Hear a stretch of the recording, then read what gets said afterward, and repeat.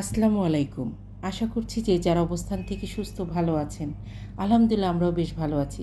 এই লোভনীয় ইলিশ মাছের রেসিপিটি আজকে আপনাদের সঙ্গে শেয়ার করব। আমন্ত্রণ জানাচ্ছি দিলরুবার হেসেলে। অনুরোধ করব অবশ্যই লাইকটা দিয়ে রেসিপিটি দেখে নেবেন। 3টি মাছের ওজন 1 কেজি হয়েছে। সেখান থেকে একটি মাছের কিছু অংশ আমি আজকে রান্না করব শোলা কচু দিয়ে। এটাকে দুধ কচু, লম্বা কচু, শোলা কচু অনেকে অনেক নামে ডেকে থাকেন।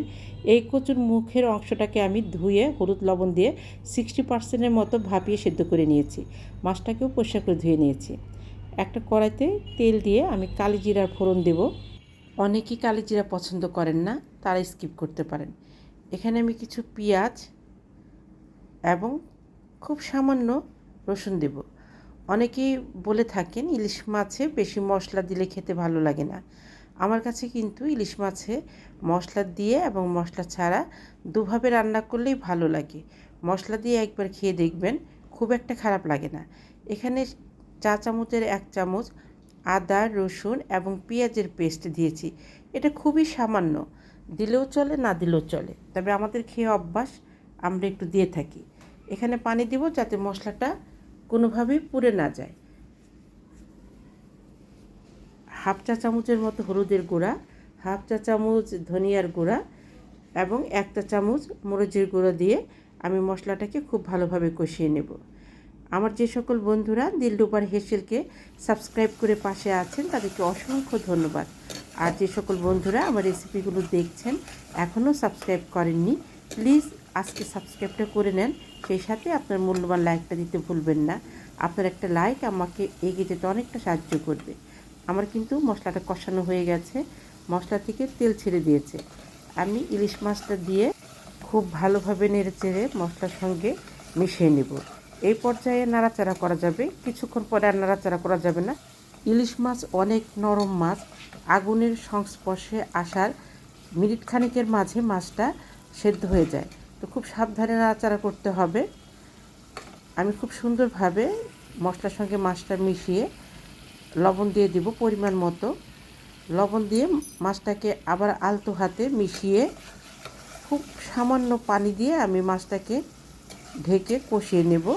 মাছটা সাইজে ছোট থাকলেও মাছটার পেটে ডিম ছিল, মানে মাছটা ম্যাচিউরড মাছ ছিল, যার জন্য খেতে ভালো লেগেছে।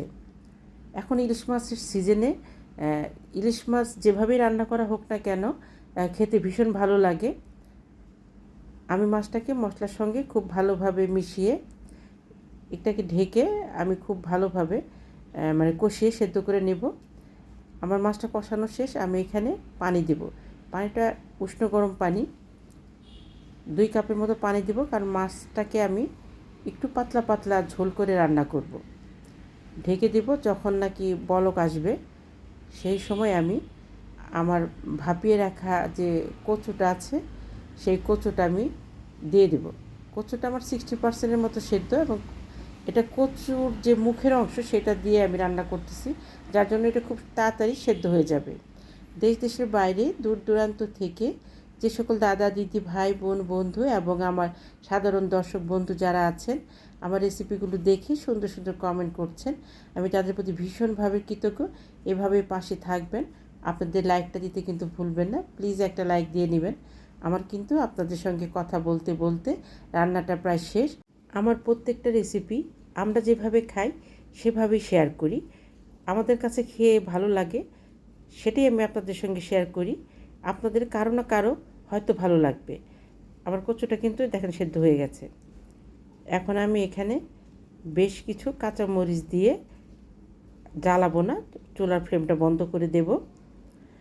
নতুন বন্ধুরা অবশ্যই কমিউনিটিতে আসবেন অথবা নতুন রেসিপিতে, যাতে খুঁজে পেয়ে ব্যাগ দিতে সুবিধা হয়। সময় স্বল্পতার কারণে ইচ্ছে থাকা সত্ত্বেও অনেক বন্ধুদের ব্লগ দেখে নিতে পারছি না, আমি আন্তরিকভাবে সরি। তবে যখন যারটা দেখছি 2-3টা একসঙ্গে দেখে দিচ্ছি। মোটামুটি সকলেই ক্রয় করতে পারবেন এমন ছোট ছোট ইলিশ মাছের রেসিপি আমি আপনাদের সঙ্গে শেয়ার করলাম। এইভাবে পাতলা ঝোল করে এই ছোট মাছগুলো খেয়ে দেখবেন, ভীষণ ভালো লাগে। কেমন ছিল রেসিপিটি অবশ্যই কমেন্ট করে জানাবেন। আপনাদের সকলের সুস্বাস্থ্য কামনা করে বিদায় নেব। নিজে ভালো থাকবেন, অন্যকে ভালো রাখবেন। আল্লাহ হাফেজ।